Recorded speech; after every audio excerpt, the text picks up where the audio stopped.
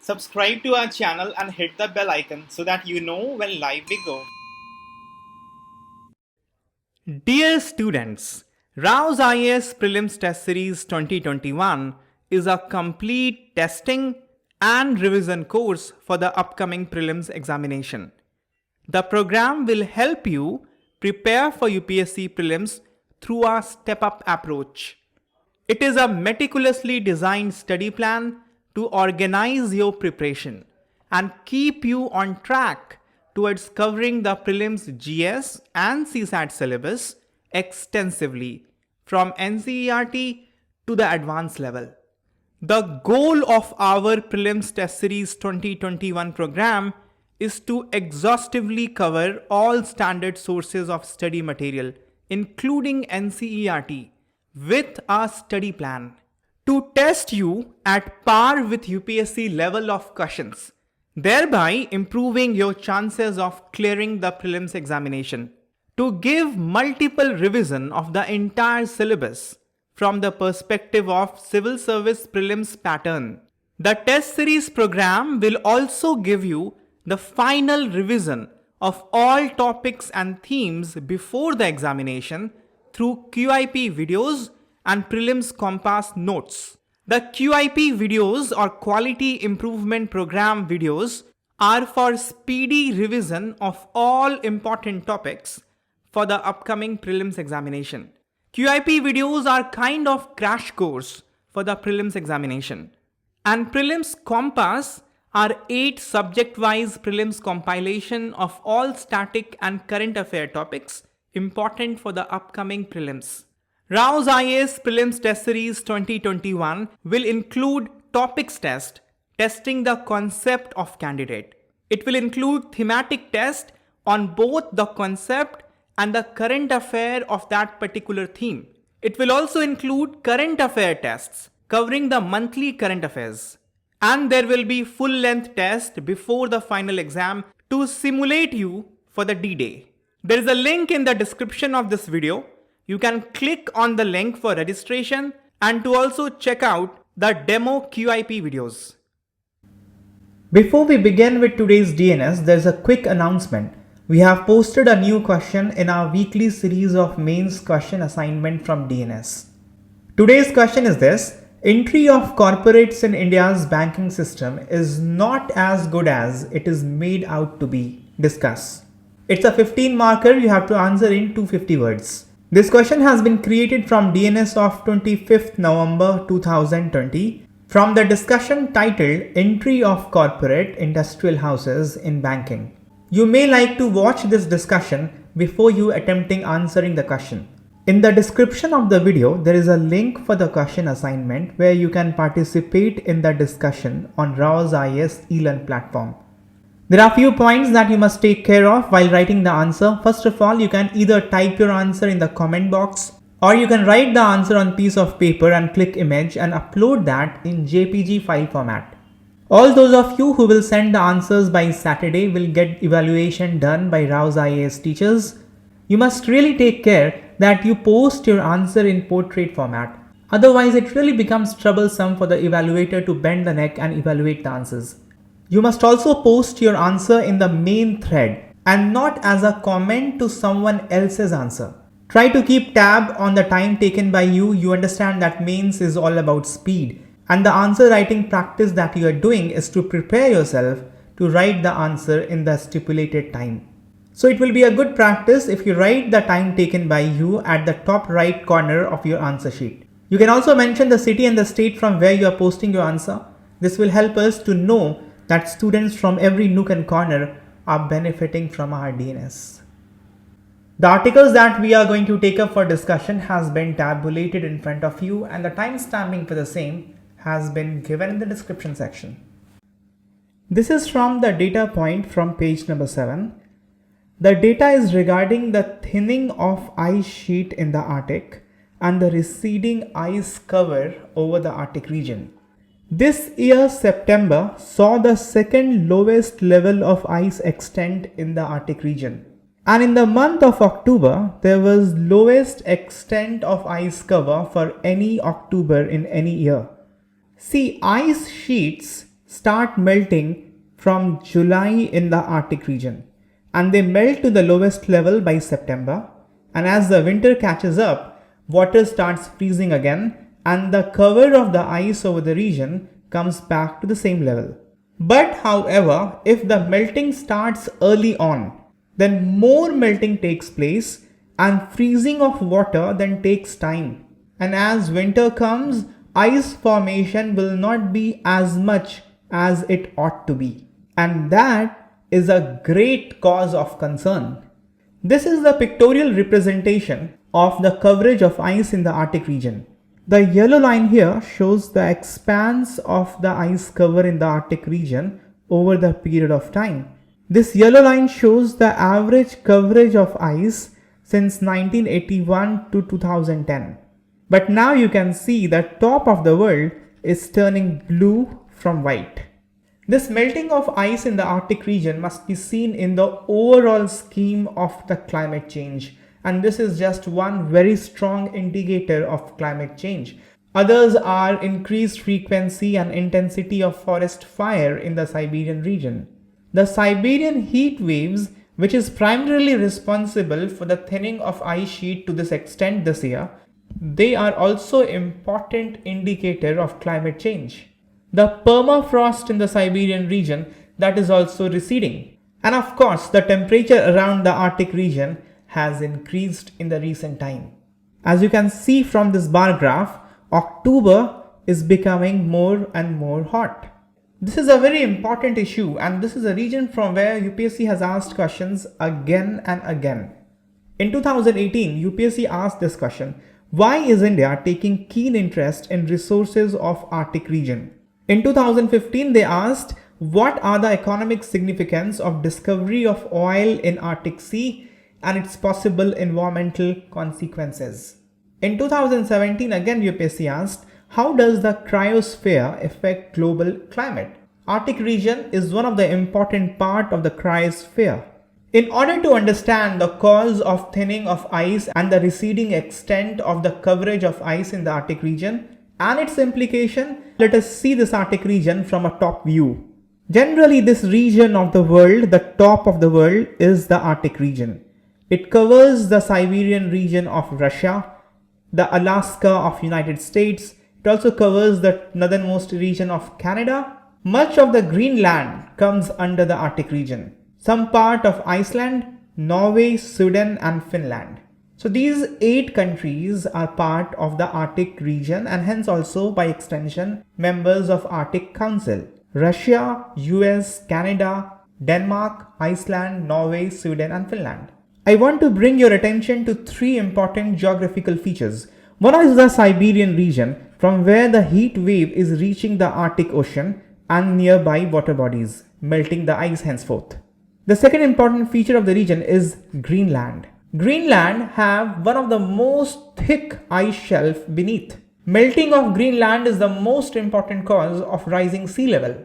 And the third, of course, is the Arctic Ocean and the nearby seas. The geographical features around will affect each other. Let us now come to understand the cause of higher melting of ice sheet in Arctic region, especially this year. One of the reasons that the geologists, the sea ice scientists, they have come to understand is the Siberian heat wave in the spring of this year. Because of this, melting happened early in the year. If melting happens early in the year, that means the summer would be long and that will cause more and more melting. If more ice is converted into water, that will result in a catastrophic negative feedback effect on the whole system. Because the specific heat capacity of water is higher than that of ice, more and more heat will be absorbed in the water body than what would have been otherwise absorbed in the ice.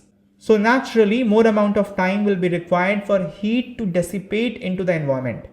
And only after that, the water can start to freeze into ice again. That is why in this graph you can see, if the summer onset is early, then it will take more time for water body to freeze. That is why in the month of October you are seeing the extent of ice cover to have decreased.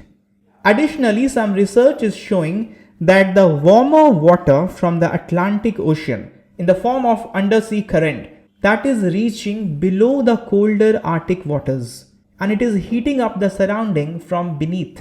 These two prominently are exogenous factors that is heating up the Arctic region and hence resulting in higher melting. You must know once it gets bad, it doesn't take a lot to get worse.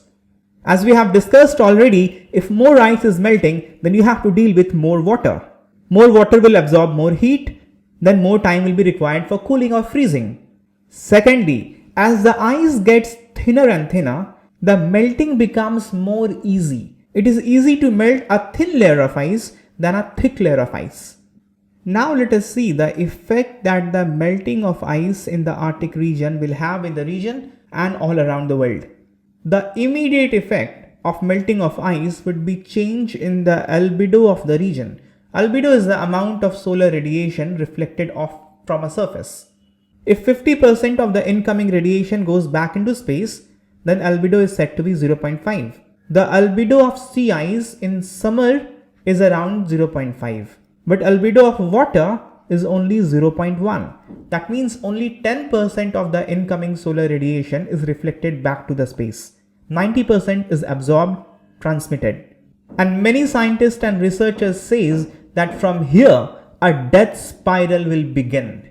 Albedo of water is low. That means it will be heating up more. It will be absorbing more heat. Water also is in liquid state. So the circulation of the mass of water body is more. So mixing of water will cause more absorption of heat.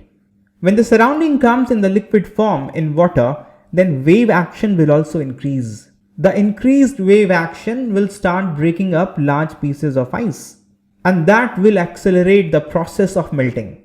Wave will not only break up pieces of large ice, but it will also cause more mixing of water. It will spread up the heat much better, much more to a larger extent. The overall heat absorption in the surrounding will increase multiple times because it will take larger amount of time for heat to get dissipated and system to start freezing. Once the region of the Arctic gets warm, the water gets warmed up, the air above will also get warmed up. The region which so far was acting as a freezer will now start acting as a heater. Some decades back, many parts of Arctic region never used to fall below 0 degrees Celsius. So melting never happened. Rather, more and more layer of ice was being formed every year. So heat was being taken up from the surrounding. The region was acting as a freezer for the world. But now as more and more water will be formed, more and more heat will be absorbed, which will be slowly dissipated over the period of time. So the region will now start acting as a heater. And the heat will spread over land. And snow will start melting in the Arctic terrestrial region as well.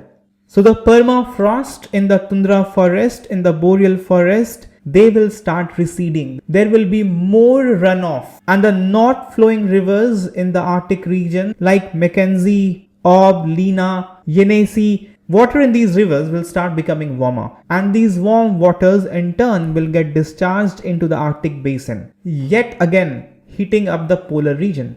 Once the surrounding of the Arctic region gets heated up, the atmosphere, the air will also get heated up. And you know that warmer air can sustain more moisture.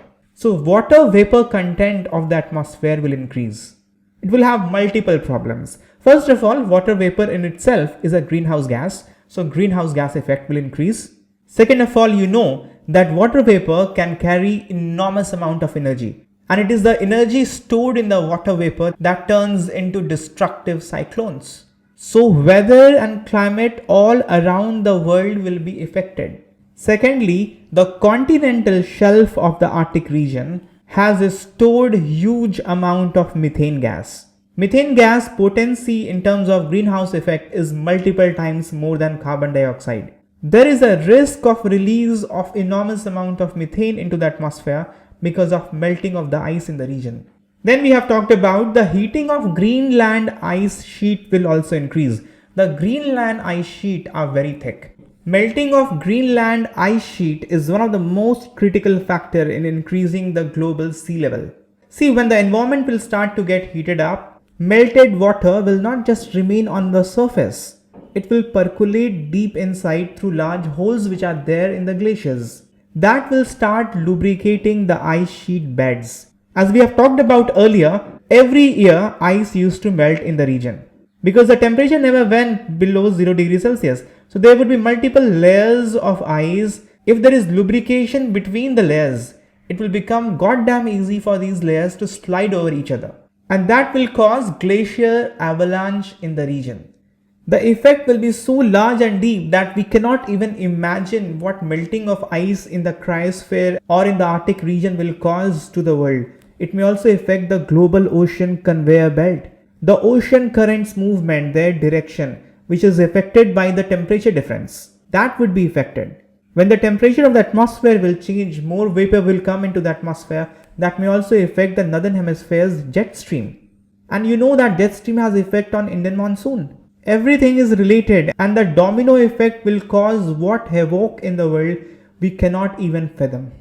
But there are some silver lining if you wish to see that way in the entire scheme of things.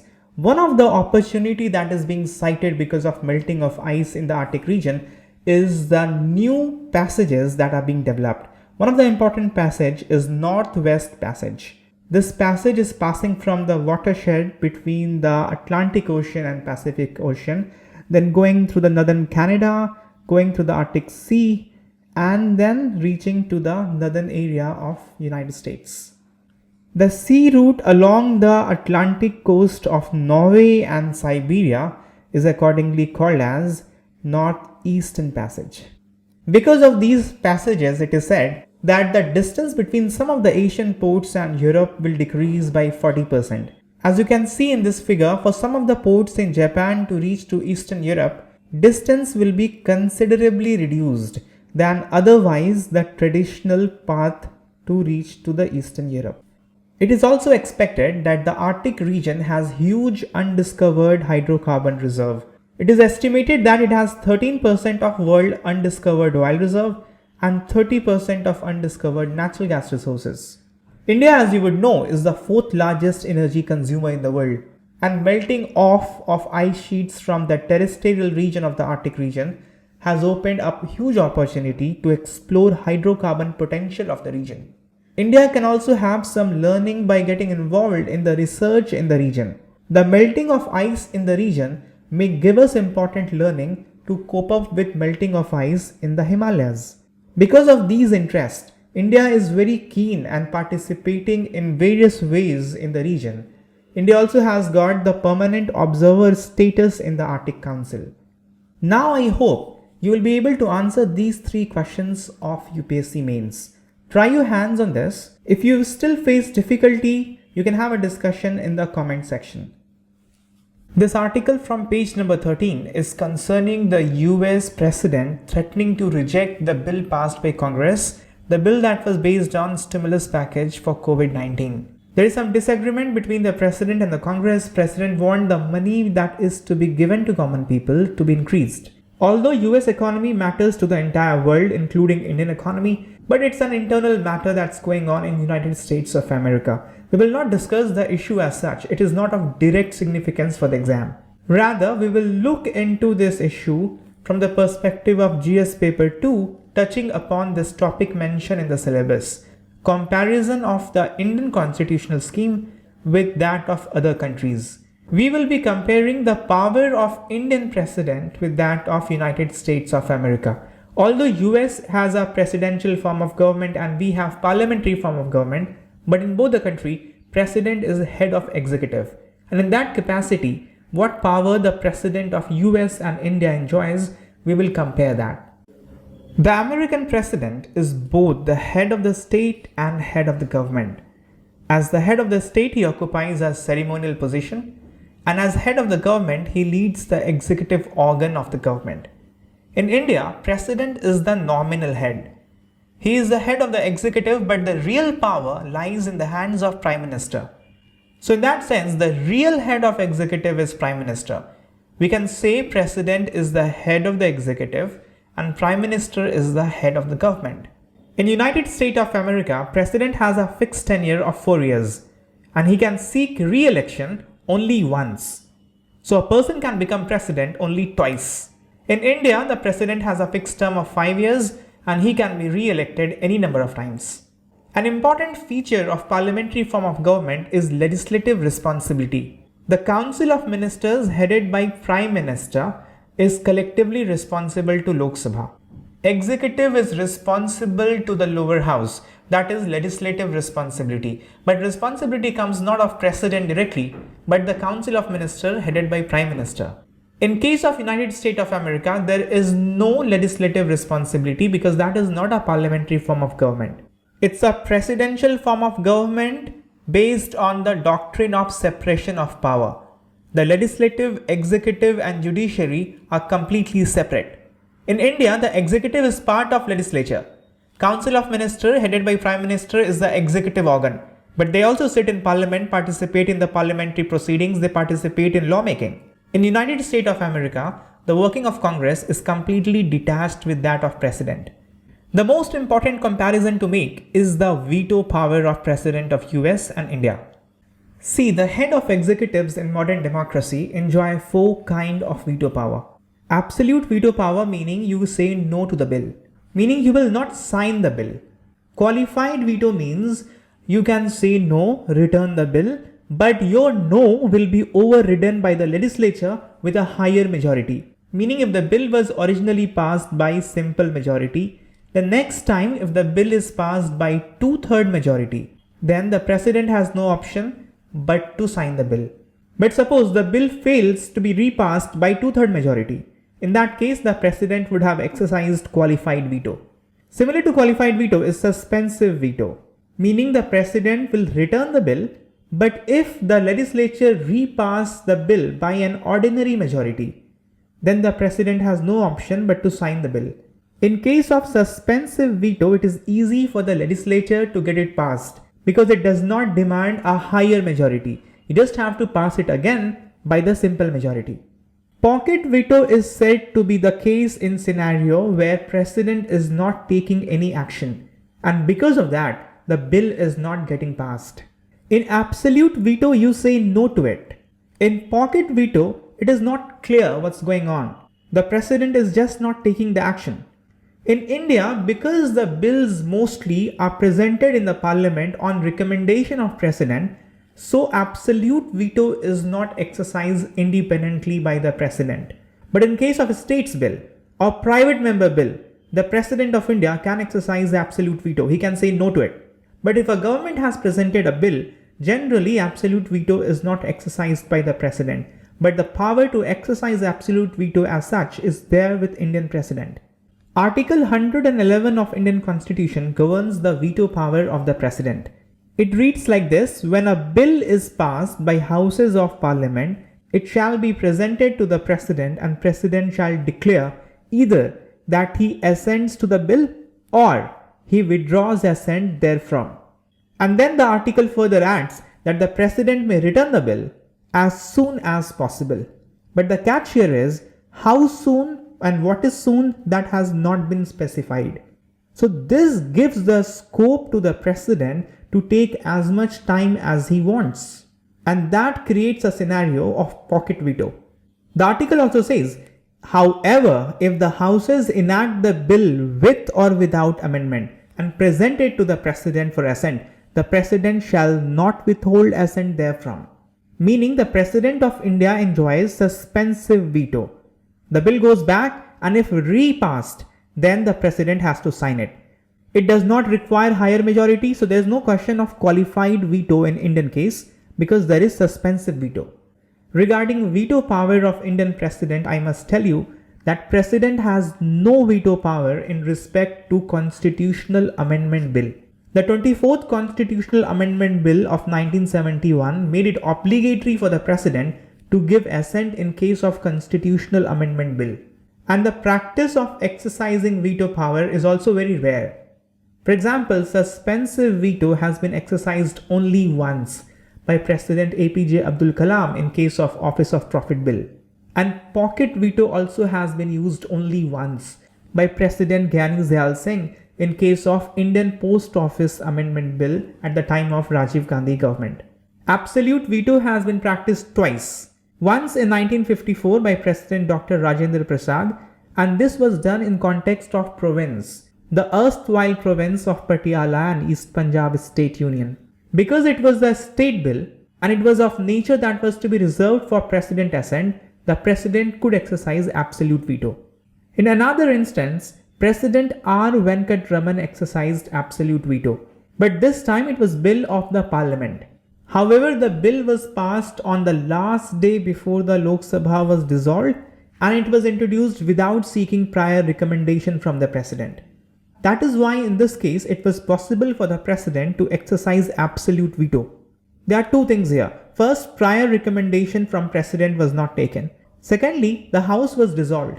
If the House is dissolved, the President cannot return the bill to the House. In that case, if President do not give assent to the bill, it becomes an absolute veto.